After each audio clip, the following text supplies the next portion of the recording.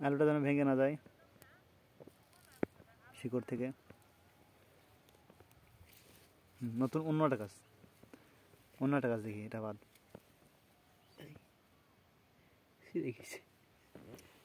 ওটা নিয়ে পটে রাখ, নষ্ট হয়ে যাবে ওটা, পটে নষ্ট হোক, সার হবে। শুধু আলুর গাছ আর আলুর গাছ প্রচুর।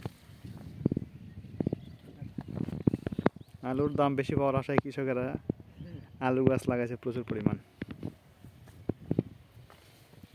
কিন্তু কি যে হয় দাম, এখনই 40 টাকা কেজি। জীবন শেষ, কেবল গুটি গুটি। এত বড় গাছ, কেবল ধরো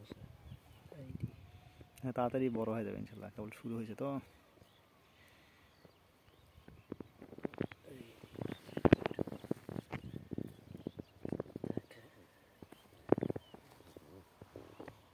বোঝা গেছে, সমস্যা নাই, এই পর্যন্তই থাক।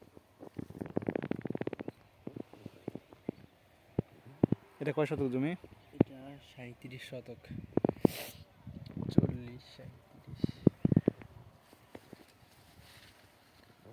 আর ওইটা? ওটা 8 শতক না কত,